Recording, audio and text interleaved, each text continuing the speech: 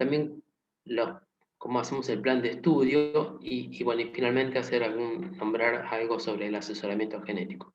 Un poco amplio el tema, pero vamos a ir viendo. Bien. Entonces, básicamente los pasos serían desde, primero, por supuesto, como siempre, la anamnesis, después el examen clínico del recién nacido, evaluando antecedentes familiares, ver entonces a partir de eso las hipótesis diagnósticas, justificar las hipótesis diagnósticas, el plan de estudio con los estudios complementarios que sean adecuados según esa hipótesis diagnóstica. Después, bueno, a partir de eso confirmar y después, bueno, ¿qué hacemos? La conducta terapéutica, el asesoramiento genético. Esto es básicamente, por supuesto, lo que hacemos, o lo que ustedes hacen todo el tiempo, pero bueno, sería bueno que a veces uno lo tenga así en la cabeza, ¿no? Y tratar de seguir un poco todo esto. Entonces, primero, básicamente, como siempre, es el interrogatorio, ¿no? Con la familia, ver la genealogía, los antecedentes, la forma de nacimiento, etc. Y si hay factores de riesgo.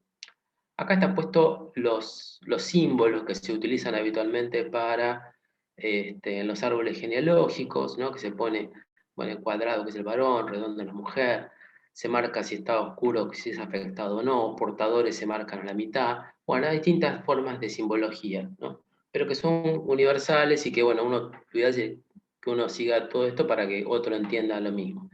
Y también desde las parejas, ¿no? Cómo se unen las parejas, si son consanguíneas, si hay problemas de fertilidad, bueno, distintos aspectos que se usan habitualmente para hacer los árboles genealógicos. Bueno, acá yo les doy un ejemplo de cómo uno arma un árbol genealógico a partir de los datos que nos cuenta la familia, ¿no? Por ejemplo, esto es un caso de una pareja de 37 años él, 35 ella, Juan y Laura, que son una pareja no consanguínea, por eso marcamos una sola línea, que tienen 4 hijos y un aborto espontáneo en el primer trimestre, que consultan porque 2 de sus hijos, Sofía y un hijo varón, Esteban, de 18 años, son albinos, tienen albinismo, ¿no? Que es una enfermedad recesiva, mientras que los otros 2 hijos son sanos y bueno, y no refieren otros antecedentes. Así es un poco como uno, en principio, arma, ¿no? Un árbol genealógico. Fíjense que toda esta información uno la vuelca en eso y uno lo mira y ya más o menos, bueno, va entendiendo qué pasa en esa familia. Y como dato, siempre tenemos que integrar por lo menos 3 generaciones, ¿no? Bueno, ¿y qué vamos a evaluar? Por un lado, la edad de la mujer, si es una edad adolescente o edad avanzada, la edad del padre, antecedentes de pérdidas recurrentes de embarazo, si hay un hijo fallecido sin diagnóstico, antecedentes de personas con anomalias congénitas, de exposición a teratógenos, consanguinidad, si provienen de un mismo pueblo pequeño, por ejemplo. ¿Y qué nos pueden decir estos antecedentes? Bueno, por ejemplo, si es adolescente, gastrosquisis. Ustedes saben que estamos teniendo una frecuencia alta de gastrosquisis. En Argentina particularmente tenemos una frecuencia bastante alta y se ve muy claramente asociado a chicas, a la edad materna joven, ¿no? Adolescentes. Mientras que la edad materna avanzada, bueno, nos aumenta el riesgo, por supuesto, de trisomías. También las enfermedades crónicas de la mujer, diabetes, por ejemplo, es un factor que está asociado más a las mujeres más grandes. La edad paterna también es un factor de riesgo, porque aumentan las mutaciones de novo. Pérdidas recurrentes de embarazo, que pueden hablar de anomalías cromosómicas o enfermedades monogénicas ligadas al X dominante. Hay distintos factores. Probablemente todo esto lo van a ir viendo un poco más con María Paz. Lo mismo si hay antecedentes de personas afectadas en la familia. Bueno, eso puede implicar distintos factores de riesgo. La exposición a teratógenos, la consanguinidad, que a veces nos refieren, sí, somos primos, por ejemplo, la pareja, pero a veces nos refieren que son parientes, pero vienen de un mismo pueblo, muy pequeño, y entonces a veces hay una consanguinidad que uno puede presumir a partir de que bueno, o por ejemplo un mismo apellido, ¿no? Un apellido por ahí no frecuente, por supuesto eso nos puede sugerir una enfermedad recesiva. Y a veces uno, por ejemplo, en las recesivas, uno no tiene el dato uno no sabe qué enfermedad tiene, pero sí puede decir cuál es el patrón hereditario, por ejemplo. A veces puede ocurrir eso. Es decir, uno a veces no no sabe qué enfermedad tiene el paciente, pero los padres son consanguíneos. Bueno, uno ahí tiene mucha presunción para decir, bueno, esto es una entidad recesiva. ¿Mm? Y eso es importante, y bueno, sí, para decirles si hay posibilidad de repetición o no, por ejemplo, de problemas en otro hijo. Acá les doy un ejemplo de un caso de un chiquito. ¿Qué me podrían decir de este bebé? Vamos a tratar de hacerlo un poquito más interactivo, si les parece. ¿Qué le llama la atención? Una microrretrognatia, la Perfecto. frente está como plana y angosta, como si el frontal estuviese achicado. Y la úvula no está desviada, o sea, no tiene una sola mitad. Sí. En realidad tiene una fisura, ¿no? Pero bueno, No se no llega a importa. ver. El chico en realidad tiene una retromicronatia, Mm. tiene por ahí la foto esta no es muy buena, pero bueno, tiene un síndrome de Pierre-Robin, ¿no? Tiene una fisura y tiene este, vieron que el Pierre-Robin es una entidad que tiene la fisura del paladar, que tiene un retromicronatia y tiene glosoptosis, ¿no? Y por ejemplo, este chiquito, nosotros lo vemos que tiene la retrognatia, y vemos la genealogía. ¿Le llama la atención algo en esta genealogía? El padre me parece que tiene también como... Claro. El padre tiene una retromicronatia y además tiene mucha miopía, tiene una 12 dioptrías de miopía, tiene muy miope. Se sacó los anteojos.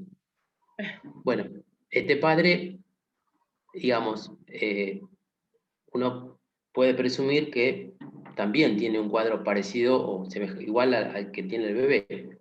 Y entonces hay una entidad que es la más frecuente dentro de las entidades sindrómicas. La mitad de los chicos con Pierre-Robin tienen entidades sindrómicas y la entidad más frecuente dentro de ese grupo es el síndrome de Stickler. Bueno, y entonces podemos decir que no es solo este chiquito el afectado, sino que también es el padre el afectado. Como ven, entonces a partir de la genealogía y examinar a los padres es muy importante, ¿no? Porque los hijos se parecen a los padres. Yo qué sé, yo soy bajo, mis hijos son bajos, por suerte, ¿no? Pero bueno, o sea, siempre es fundamental interrogarlos y también mirarlos, ¿no? Examinarlos, a ver si se parecen o no.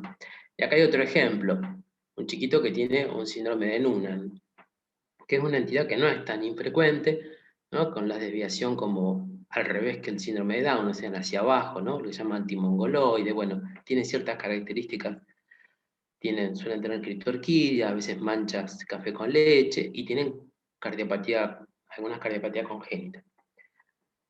Bueno, este chiquito, por ejemplo, si vemos la genealogía, esto está tomado de un trabajo, de una publicación, fíjense que tiene la madre también con una cardiopatía y la hermanita se parece un poco, y bueno, examinándolos a la familia, a partir de ese caso afectado, uno en realidad lo que sabe, lo que puede ver es que hay varios afectados. O sea que haciendo un árbol genealógico, preguntando con más detalle y a veces examinando también a otros familiares, uno puede encontrar que no solo hay una persona afectada, sino otras. Y esto es importante, y sí, porque, por ejemplo, pueden tener problemas de coagulación, pueden tener otros problemas de salud, que a veces, bueno, uno con el interrogatorio no solo encuentra a un afectado, sino encuentra a otras personas y bueno, puede hacer acciones de salud sobre esa población, ¿no? E informar qué riesgo tienen de repetición. Bueno, y otro dato, por supuesto, de los antecedentes son los datos del embarazo, ¿no? Por ejemplo, la presencia de oligoamnios o de politramnios, oligoamnios pensando, por supuesto, como ustedes ya saben, en patologías muchas veces urinarias. El polidramnio muchas veces, a veces se dan situaciones de trastornos deglutorios, ¿no? De recién nacido, o por supuesto atresias. Bueno, y otras anomalías, por supuesto, si tenemos la posibilidad de tener diagnóstico de cardiopatías congénitas o de detección ya, por supuesto, de patologías específicas. Todos estos datos, por supuesto, que son fundamentales, son muy importantes y usted seguro que diariamente también los toman, ¿no? Bueno, el siguiente paso es el examen clínico de ese bebé.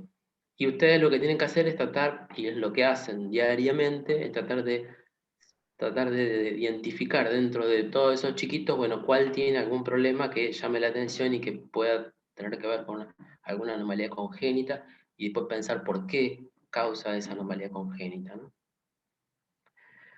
Y cuando pensamos en las anomalías congénitas, muchas veces las clasificamos en mayores, menores y variantes de la normalidad. Vamos a ver un poquito esto. Las mayores son, por supuesto, las que tienen implicancias médicas y sociales importantes, ¿no? Cardiopatía, atresia, acá hay algunos ejemplos que ustedes, bueno, ven habitualmente. Después están las que llamamos anomalías menores, que son problemas, son signos, digamos, que no implican problemas desde el punto de vista médico, quirúrgico, psicológico, y que se ven en menos de un 4% de la población, que son varias, ¿no? Por ejemplo, esto de mamilas supernumerarias, la arteria umbilical única, el mamelo preauricular. En general, las anomalías menores no tienen, como ya vieron, repercusión. Pero, siempre hay un pero, si bien no tienen importancia, digamos, desde lo funcional, desde las acciones médicas, digamos, la presencia de dos o más obliga a buscar si no hay una anomalía mayor. Y fíjense que cuando encontramos dos o menores, hay un 10% de probabilidad que ese chiquito tenga una anomalía mayor. Y si tiene tres o más, bueno, ya ahí hay un 25% de probabilidad de que tenga una malformación, a veces interna, no la estamos viendo, mayor, ¿no? O sea que nos puede orientar a pensar en eso. Este es un caso de un chiquito que ven ustedes. ¿Qué les llama la atención? El puente Los nasal ojos. pequeño. Puente nasal. Un hipotelorismo, ¿no? Muy marcado. ¿Y eso les sugiere algo?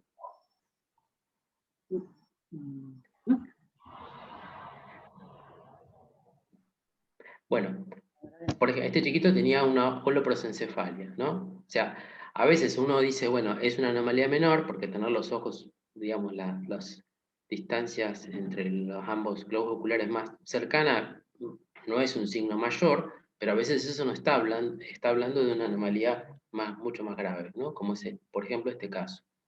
Y después, el tercer grupo son lo que llamamos variantes de la normalidad, que son frecuentes. Más del 4% de la población tiene variantes. Todos tenemos algún signo, por ejemplo, la llamada mancha mongólica o la sindactilia. Si ustedes se miran los pies, van a ver, o sus familiares, van a ver que es muy común que haya un poquito de pegado, digamos, entre el segundo y el tercero. La sindactilia blanda o la pliega palmar único, que a veces se ve en el síndrome de Down, pero que también se ve bastante en la población general. O sea que esto ya no tiene ninguna implicancia. Bien. ¿Y qué implicancia tiene de describir adecuadamente las anomalías? Bueno, fíjense, si nosotros vemos esta foto de esta anomalía de la mano y esta otra, podríamos decir que son parecidas, ¿no? Pero si además tenemos, por supuesto, la radiografía y tenemos más detalle en la descripción del problema, podemos decir que son diferentes. Y sí, porque esta es una mano que es lo que se llama a veces ectrodactilia, ¿no? Es un defecto, la parte media, digamos, del miembro, de, un defecto de reducción medial, y esto se ve en entidades sindrómicas. Esto casi siempre está asociado a entidades sindrómicas. En cambio, este bebé tenía un defecto de falta de alguna falange, pero tenía, por ejemplo, los metacarpianos, ¿no? Y este era un defecto disruptivo. Este era un chiquito cuya madre había tomado misoprostol y bueno, tenía un cuadro propio de la embryopatía. Fíjense qué entidades bien distintas a partir de una buena descripción clínica, ¿no? O lo mismo estos tres casos, ¿no? Que son defectos de fisuras, digamos, faciales, pero el primero es una fisura más clásica, digamos, fisura labiopalatina. Esto no es una fisura para nada clásica, esto ven que le falta la estructura de la parte media, esto se llama ausencia de premaxila. Este tipo de problema se asocia muy frecuentemente a holoprosencefalia, trisomía 13, por ejemplo, y de otras entidades, y en cambio esto es una fisura atípica. Y esto está asociado muchas veces, por ejemplo, a bridas, o sea, es un defecto disruptivo. Entonces ven cómo son entidades bien distintas, aunque a veces dicen, bueno, una fisura oral, y no. Digamos, si uno hace una buena descripción clínica, Está claro que son entidades bien distintas y tienen implicancias para ese chico, para esa familia, totalmente diferentes, ¿no? Bien. Lo mismo, por ejemplo, acá es otro caso de defectos de, por ejemplo, de miembros, ¿no? En ambos casos, ¿qué ven acá?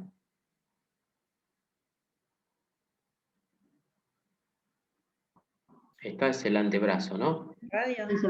Claro, como que tiene Le ausencia falta- del hueso y la mano, Sí, la posición final de la mano. O sea, en la claro, placa científicamente debe ser similar la posición de una con la otra. claro. O sea, Acá no te escucho bien.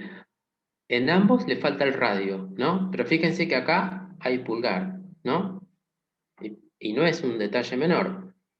Uno es agenesia de radio con falta de pulgar, que es lo más habitual, y este otro caso tiene ausencia de radio, pero además, pero tiene pulgar, algo que no es frecuente. Y este cuadro se asocia, por ejemplo, a Fanconi, bueno, a otras entidades, Holdoran, a embriopatía por valproico, por ejemplo. En cambio, esta entidad, esto es muy típico del síndrome de TAR. Este chiquito va a tener ya en el periodo neonatal plaquetas muy bajas y va a tener un problema de coagulación grave. O sea que, fíjense que por ahí uno puede describirlo como, digamos, a veces como entidades similares, pero si uno hace una descripción más detallada, va a orientar mejor después el diagnóstico, ¿no? Un elemento que ustedes tienen, no sé, que nosotros repartimos en el RENAC, es el Atlas, que tiene una parte de definición, de descripción, la etiología y el impacto, y aspectos genéticos del manejo inicial. Ustedes deben tener un Atlas, ¿no es así? Creo que sí. Me imagino que sí. Bueno, nada, nosotros hacemos, el RENAC, digamos, hacemos vigilancia epidemiológica y por eso y les pedimos que la descripción sea lo más detallada posible, pero no solo para el registro, porque uno siempre dice que a la medida que uno hace una buena descripción, además orienta más claramente qué es lo que le está pasando a ese paciente, ¿no? Una situación muy específica es la displasia ósea. Acuérdense siempre de sacarle placa a los bebés, porque cuando hay la displasia ósea, aunque el chiquito si se murió, también sáquenle una placa, porque después no vamos a saber si se le puede repetir o no el problema. Y las displasias óseas, el diagnóstico es muchas veces con la placa. Y acá son dos entidades bien distintas. Una es una osteogénesis imperfecta letal y otra es una displasia tanatofórica. Fíjense que son bien distintas y muchas veces, bueno, tener una placa nos orienta claramente a definir el diagnóstico, ¿no? Les vuelvo a decir, aunque se muera, sáquenle por favor una placa. Bueno, ¿y cuándo pensamos en entidades sindrómicas? Bueno, la mayoría de las veces cuando hay una anomalía mayor, por ejemplo, una CIB, el chiquito va a tener, por supuesto, una anomalía aislada, es lo más común desde ya. Pero siempre busquen a ver si no tiene algún otro signo, por ejemplo, anomalías menores. Y desde ya, si hay otra anomalía mayor, es un elemento también importante. Pero a veces el chico tiene anomalías más sutiles. Por ejemplo, este bebé tiene una carita que es poco llamativa, ¿no? Tiene como eversión de la parte inferior del párpado, tiene la boquita medio así en forma de V y las orejitas medio prominentes. Y este otro bebé tiene una manito que ustedes deben ya haber visto pacientes con este tipo de problema, ¿no? ¿Lo tienen presente? ¿No? Bueno. La mano, chicas. Sí, sí. Esta es una manito muy típica de la trisomía 18, ¿no? Entonces, este es un chiquito con síndrome de Kabuki y este es un paciente con síndrome de Edwards. O sea que a veces la presencia de una anomalía mayor o más de una anomalía mayor o una mayor y una menor, bueno, ya nos tiene que empezar a orientar a entidades sindrómicas. Por supuesto, si el defecto es bilateral. En el caso de acá, de este, es un chiquito con una anomalía aislada. Y muchas veces la microtia, falta de desarrollo del pabellón auricular, es aislado. Pero si el chico tiene un defecto bilateral, de lo que sea, Bueno, tenemos que empezar a pensar en que es una entidad sindrómica.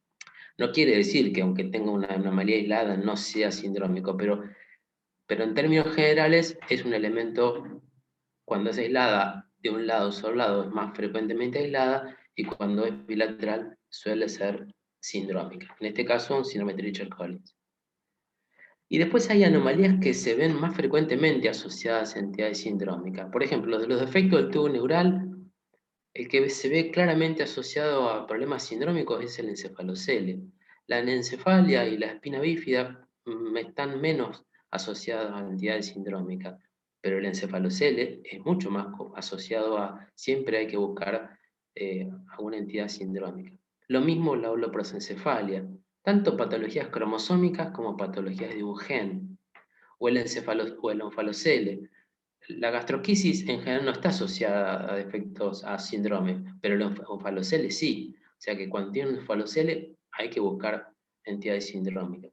Y lo mismo ciertas cardiopatías, no todas están asociadas frecuentemente a síndromes, pero los defectos conotroncales, la anomalía del retorno venoso, contracción de aorta, bueno, hay que buscar que no pueda corresponder a entidades sindrómicas.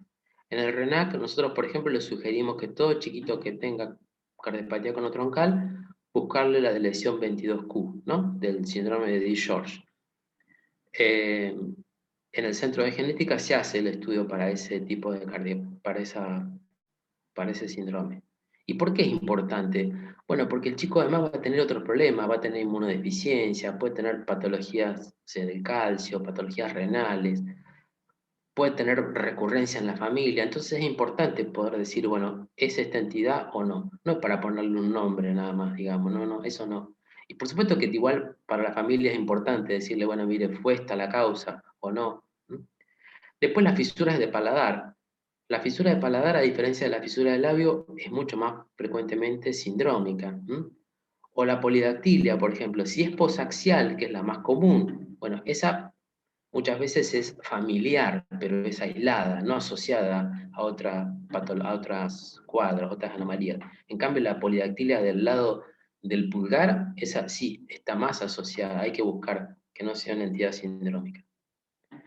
Bueno, y por supuesto también ver la antropometría, cómo es talla, peso, bueno, esto que por supuesto ustedes hacen todos los días. Porque por supuesto que eso nos define, por ejemplo, si es un ducto, si es un prema o no, si, por supuesto, definir la microcefalia. Este, acá es un caso, por ejemplo, de un chiquito que no tiene bajo peso, tiene alto peso. Ustedes tuvieron hace no mucho tiempo un paciente con este tipo de problema, que tenía un falocele y que tenía un alto peso.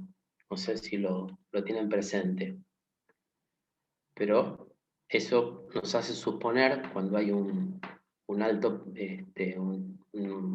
un peso mayor, un cuadro de sobrecrecimiento con mayor peso al momento del nacimiento, por ejemplo, entidades como el síndrome de Beck y Wiedemann. O sea, muchas veces pensamos en los bajos pesos, pero también a veces el alto peso puede ser también una entidad patológica, ¿no? O sea que eso es importante verlo, el contexto en el cual el chico, bueno, cómo está el resto de la antropometría. Bueno, a partir de ahí decimos, bueno, tenemos todos los signos clínicos, vamos a empezar a pensar, bueno, ¿y esto será una entidad sindrómica, no? Y cada diagnóstico presuntivo tenemos que tratar de justificarlo, ¿no? Decir, bueno, a ver, ¿por qué tiene este problema? Y por supuesto, una de las cosas que ustedes seguro usan y que es muy útil, es por supuesto PubMed, ¿no? Hoy, no sé qué pasó. Apareció un cartel. Bien. Una de las cosas es usar el Advance. No sé si esto lo utilizan, pero acá les doy un ejemplo en donde uno pone, por ejemplo, tetralogía de Fallot y fisura de paladar. Y lo que hace PubMed es nos da distintas publicaciones que asocian esas dos, por ejemplo, malformaciones, ¿no? Acá, por ejemplo, pusimos esas dos y nos dio 81 publicaciones. Es algo que nosotros lo usamos frecuentemente. Otra de las bases, otra de los lugares para buscar diagnósticos es lo que se llama el OMIM. Esta es como la Biblia de las enfermedades mendelianas, ¿no? O sea, acá no vamos a encontrar enfermedades cromosómicas, pero sí vamos a encontrar enfermedades de un gen, enfermedades mendelianas. Y también, muy semejante a la forma que buscamos en PubMed, podemos poner ahí Advanced, ponemos lo mismo, por ejemplo, tetralogía de Fallot y fisura de paladar, y acá lo que hace nos va a dar, nos da 52 síndromes que asocian fisura de paladar con tetralogía de Fallot, por ejemplo, ¿no? O sea, si uno tiene un paciente que a partir del examen encontró estas dos alteraciones, bueno, por supuesto que además puede poner más signos, pero bueno, es una forma de buscar y orientar diagnósticos presuntivos. Y después en cada uno de ellos uno puede entrar, por supuesto, y tiene mucha información. Otro es Phenomizer, que es una base de datos que también es libre, es accesible, y uno puede poner acá ya más signos más específicos, y también lo que hace es combinar signos clínicos y dar diagnósticos diferenciales. Les comento porque son herramientas que nosotros utilizamos y que están a acceso, son libres, ¿no? Otra base de datos que es muy buena también es el Gene Review. Yo a veces cuando les mando respuestas a ustedes les digo, les paso el link esta es una base de datos también que es libre y que tiene una muy buena revisión sobre patologías de causa genética. Y otra es Orphanet, que está en castellano, que por supuesto es un poco más básica, digamos, pero está buena y tiene mucha información. Y además siempre nos da posibilidad de buscar artículos más específicos. O sea que es algo interesante que está bueno. Y una de lo último que ya les cuento como herramienta es otra que se llama Face2Gene, que es también libre, y que uno lo que hace acá puede poner signos clínicos o puede poner fotos del paciente. Y a partir de eso, es un programa que lo que hace es, a partir de las fotos, y a medida que uno le pone más fotos, va, digamos, tirando diagnósticos posibles. Fíjense cómo, bueno, por supuesto que uno tiene que tener autorización del paciente. Yo particularmente esto no lo uso mucho, pero hay, como siempre en todos estos programas, después hay que tener lo que uno, bueno, un poco más o menos va sabiendo, digamos, de las enfermedades para poder después ir haciendo y despejando, digamos, los distintos causas, ¿no? Entidades. Bueno, y a partir de ahí entonces hacemos el plan de estudio de lo que tiene el paciente, a partir de esos diagnósticos posibles, bueno, ¿qué cosas vamos a ir evaluando? ¿Qué estudios complementarios? Porque no es que le vamos a hacer cualquier estudio, digamos, sino, por supuesto, las cosas que a partir de esas hipótesis diagnósticas. Y dentro de los estudios de genética hay diferentes tipos de estudios. Clásicamente siempre hablamos del cariotipo, pero el cariotipo nos resuelve una proporción minoritaria de causas. Van a ver que en la mayoría, y a ustedes les debe estar pasando, que no encontramos una causa específica a partir de eso. Ahora hay otras técnicas, por ejemplo, estudios de microarray, que lo que hacen es buscar de balances genéticos más pequeñitos, que no son identificados con el microscopio, pero que sí permiten ver desbalances genéticos. Y después estudios de biología molecular que ya analizan el gen y identifican la causa más específica. El gran problema es que en el ámbito público todavía tenemos bastantes dificultades para realizar varios de estos estudios, ¿no? Bien. ¿Y cuáles son las consultas que uno pensaría que debería hacerse a genética? Bueno, un paciente que tenga 2 o más anomalías mayores, una anomalía mayor y varias menores, pacientes que tengan un deterioro neurológico progresivo, o hipotonía, o acidosis de causa no clara, o un fenotipo compatible con un síndrome que ustedes presumen de determinada entidad, bueno, por supuesto hay que consultar. ¿Y cuáles serían las urgencias? Bien, aquellos que tienen alta letalidad por el cuadro clínico que ustedes ven del paciente, por ejemplo, una displasia esquelética con insuficiencia respiratoria o las trisomías 13, 18. Y siempre en estos casos lo que es importante tomar una muestra del paciente. Acuérdense que para el estudio citogenético tomar una muestra con heparina. También lo ideal sería que tomaran una muestra con ETA, con el otro anticoagulante, con ETA. ¿Por qué con ETA? Porque eso nos permite hacer estudios moleculares. Y a veces si el paciente después fallece, no tenemos forma de tener muestras. Y bueno, sería lo ideal tener muestras de ambos, con ambos anticoagulantes. Disculpe, Por doctor, supuesto, perdón, ¿cómo?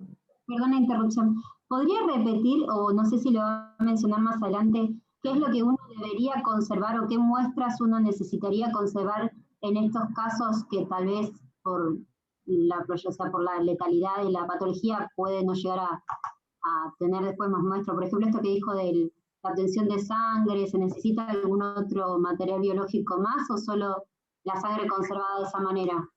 No, son dos formas de tomar la muestra, dos muestras, yo digo. Una, tomar una muestra con heparina, como anticoagulante, con mojar las paredes de la aguja, de la jeringa con una heparina nueva, descartarla y tomar una muestra. Si es posible, 1 centímetro, 2, lo que se pueda. Un recién nacido es difícil, sabemos, y bueno. Y si no la van a enviar enseguida a la muestra, colocarla en la heladera, pero no congelarla. Después cualquier cosa yo les puedo pasar si quieren, nada, cómo es la toma específicamente. Y, y después la otra muestra que les decía es una muestra con ETA, con etilendiaminotetracético, el anticoagulante que más usan ustedes para todas las muestras. Eso también guardarlo, si no lo van a enviar, ponerlo en la heladera, no frizarlo.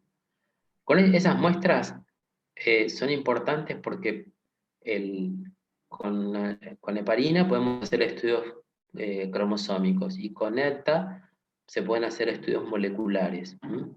Eh, Porque a veces después pasa de que, por ejemplo, ustedes tuvieron un caso no hace mucho de un bebé con una nena, creo que era, con una fisura de paladar y con una cardiopatía que falleció y que el cariotipo fue normal. Pero claro, después nos quedamos pensando que podía ser otra entidad y ya no teníamos muestra. Este, Fue hace no muchos meses, que ahora no me acuerdo del apellido. Pero bueno, nos quedamos sin saber bien qué pasó con el cuadro. Una chiquita que había nacido bastante prematura. O sea que lo ideal es tener esas dos muestras. Y otra situación que es también más o menos urgente son los recién nacidos con genitales ambiguos, ¿no? Que, bueno, también nosotros pensamos que eso es una situación que merece una consulta rápida. Y bueno, y ya medio terminando, por ahí lo hice un poco rápido, pero es el asesoramiento genético, ¿no? Que es un proceso en el cual la idea es brindar a la familia, al paciente también, por supuesto, la información disponible, que involucra tanto el diagnóstico de la patología, factores de riesgo, pronóstico y tratamiento, riesgo de repetición del problema, prevención y opciones reproductivas. A veces pasa, y yo me imagino que les debe pasar a ustedes, que el paciente fallece y es como que se terminó, digamos, ¿no? Y la realidad es que para las familias esa situación muchas veces no terminó allí, digamos, ¿no? En los servicios de genética es frecuente que consulten parejas que han tenido, por ejemplo, un recién nacido fallecido. No sé por qué se está corriendo solo esto. Eh, y muchas veces el no diagnóstico es una situación que perdura y es por ejemplo, hay parejas que no vuelven a tener hijos por temor a que se repita, o sea o por supuesto después están las culpas de por qué ocurrió el problema, es decir, poder definir es muy importante para la familia, ¿no? Este, y después, por ejemplo, dar opciones, bueno, ¿qué se puede hacer para un siguiente embarazo, ¿no? Son cosas que son muy importantes. Bueno, y nada más, acá terminé. Esta es la última, una reunión que hicimos hace un tiempo en la Academia de Medicina con los referentes. Con María Paz Vidondo probablemente les cuente un poco también sobre el RENAC, cómo está funcionando la red y un poco las cosas que estamos haciendo.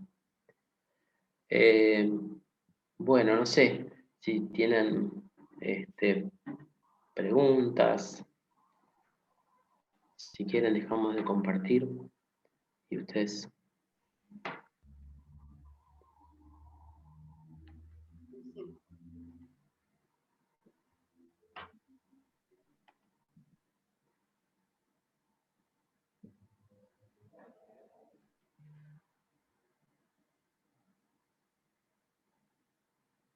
No, mi pregunta más que nada era eso del tema que ya le consulté de la cómo conservar las muestras por justamente esto que usted especificaba, ¿no? Si, cómo podemos ampliar después el estudio para futuro a la familia o para poder que la familia tenga respuestas en caso de si fallece el paciente, que a veces es lo que nos pasa a nosotros en la NEO. Tenemos un paciente que sabemos que algo tiene, pero que lamentablemente por la clínica uno no llega a poder estudiarlo más porque fallecen en poco tiempo, en pocas horas. Entonces está bueno saber qué es lo que puede hacer uno como para poder resolver este tema de brindar respuestas más adelante a esa familia con los pacientes. Y siempre nos generaba duda, o sea, ahora creo que lo tengo en claro, pero cómo conservar la muestra, qué muestra tomar, si se necesita también, no sé, hacer una PL o si solamente con la sangre estábamos bien, cómo conservarla. Es como las dudas que más recuerdo yo que tenemos a veces en el servicio con estos casos, ¿no? Por eso quería preguntar eso. Sí, no, es como te conté, igual les puedo pasar, creo que más de una vez les he mandado igual algún instructivo de cómo tomar la muestra y cómo enviarla. Nunca lo pongan con conservantes de tipo, digamos, que no se embolice la muestra, porque si lo ponen con hielo, a veces se toca y se emboliza y ahí sonamos, digamos. Así que siempre envíenla. Si la envían en el momento a temperatura ambiente, la pueden enviar directamente, no es necesario que vaya con frío. Ahora, si la van a guardar y la envían al día siguiente, o por ahí, guardarla en la heladera, pero en la puerta, digamos, no en el freezer. Así que bueno. Y la muestra con esta también tiene que ser estéril. Sí. Sí, la muestra con esta es para molecular. Por ejemplo, les decía esto de los chiquitos que nacen con, bueno, por cualquier patología, digamos, génica o para los estudios, actualmente cada vez se utiliza más en realidad el ADN que los estudios citogenéticos propiamente, ¿no? Por ejemplo, para esto de la deleción 22q, esto de Short, todo chiquito con defecto conotroncal, bueno, para eso se hacen estudios moleculares, para buscar y a eso hay que sacar muestra con ETA. Sí, sería bueno, sería importante si pueden tener muestras de ese tipo también. Está bien. Sí, no, eso Y nunca nosotros en el hospital nunca lo mandamos, así de esa manera, siempre el común. Con no, esta, nosotros normalmente les pedimos que manden con heparina porque es el estudio citogenético, pero yo lo que les diría es que tomen, si el chiquito está muy grave, una muestra porque después el drama es que después ya no tenemos forma de saber. Y ya les digo, por ejemplo, ahora hay un caso de ustedes de no hace mucho, y que, bueno, el estudio citogenético dio normal, pero bueno, y ese chiquito podría ser una entidad génica, y tendrían forma de estudiarlo, pero no tenemos muestra. Entonces esa familia se va a quedar ahí, eh, nada, puede repetirse el problema, cosa que es un drama, digamos, ¿no? Un problema grave que puede llevar de vuelta a la muerte de otro pibe, sería una macana, digamos, ¿no? claro. Así que, bueno, sería importante eso. Y además para la familia también decirles, bueno, mire, pasó esto, ¿no? Yo no sé qué experiencia tienen ustedes, pero en general la familia, bueno, buscan una explicación y si uno no se la da desde este lado, ellos la van a buscar desde otro lugar, ¿no? Hicieron algo mal, bueno, eso pasa mucho. Claro, sí, seguro. Soy la sangre, y como recomendó el tema de la radiografía donde se observan displasias óseas, ¿no? Sí, sí, eso es fundamental. Yo no me acuerdo, ustedes no fueron, pero por ejemplo, hay una entidad internacional que está en Brasil. De hecho, en la reunión anual que hicimos del RENAC, lo hicimos por supuesto por Zoom, y al fin del año pasado, y una persona que habló fue una brasileña que es una experta, digamos, mundial en displasia ósea, y muchas veces con placas, ellos tienen una página, digamos, y uno le manda información, y por supuesto le tienen que mandar placas. Y con las placas, muchas veces uno puede definir, bueno, es este problema. Eh, y nada, eso les vuelvo a decir, para hablar de pronóstico, de recurrencia, bueno, es, es importante, ¿no? Así que en eso siempre saquen placa. O lo mismo si el chico fallece, ¿no? Y no saben qué pasó. Yo les diría que siempre saquen, traten de tener placas, porque frente a no tener nada y no, a veces nos puede orientar bastante a ver qué le pasó a ese bebé.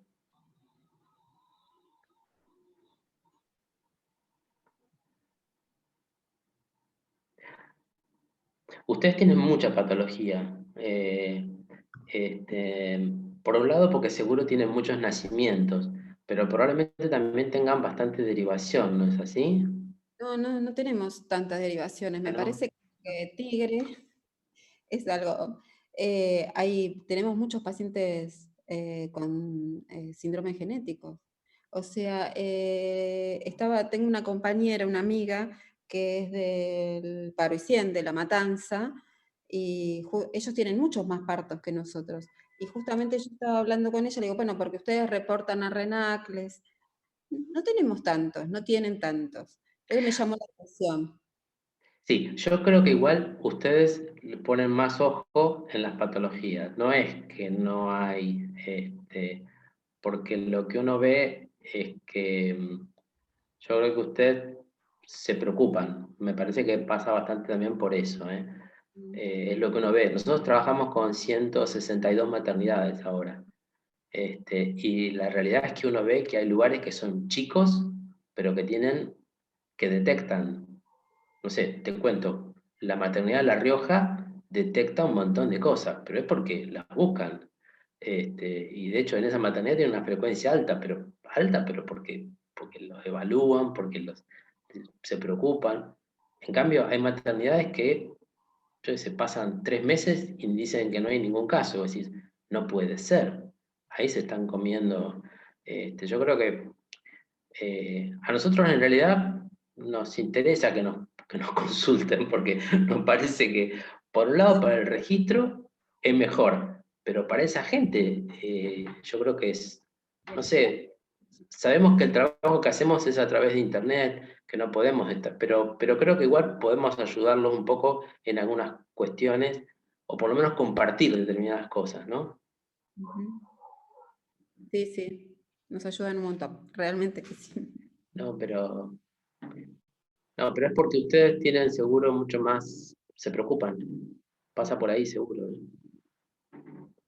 Y después hay servicios que tienen genetistas, yo sé, el Posadas tiene más de 10% de anomalías congénitas, tiene una epidemia en AEDO, pero no es, es porque tiene muchos lugares, tiene mucha derivación en panza, o la Cerdá, por ejemplo, también tiene mucho, pero ahí tienen gente que hace genética y bueno, Ujú. por suerte ellos no nos consultan, pero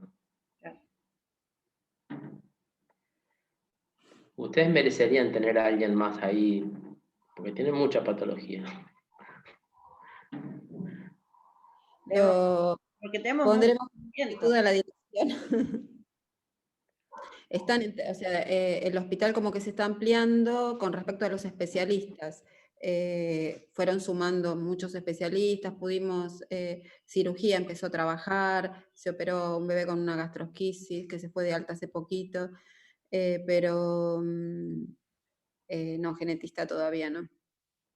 Pero No, bueno, pero por ahí podría ser alguien que fuera, yo sé, hacer consultas. hay hospitales de niños, por ejemplo, en Santa Fe, que no hay ahí, pero van, y yo sé, o en Entre Ríos, por ejemplo, en Paraná, no es que hay todo el tiempo, pero por ahí va, o en Bahía Blanca, no sé, te digo, distintos lugares que se me ocurren ahora. No es que existen, pero por ahí va alguien y resuelve y tienen, bueno, y también, porque tienen vemos que hay bastante patología, Ujú. no sé. Bueno, Creo doctor, gracias. ¿Vos qué tenías? ¿Alguien Mm. quería preguntar algo más? No me parece que... Bueno, muchas gracias. Hola, ¿No? Ah, Walter. hola, hola. Hola, Ya hola. estoy. No, Walter. simplemente un comentario que hoy le enviamos al doctor vía WhatsApp. En relación a las estadísticas de 2020, habíamos detectado en los registros una alta prevalencia de chiquitos con síndrome de Down. Teníamos una prevalencia 2020 de 4.3 nacidos. Se recorta, Walter. ¿Se frizó? Sí, yo les cuento, bueno, no sé, porque él me lo comentó hoy más temprano, Sí. que tenía una frecuencia alta, así como 3 veces la frecuencia promedio de RENAC.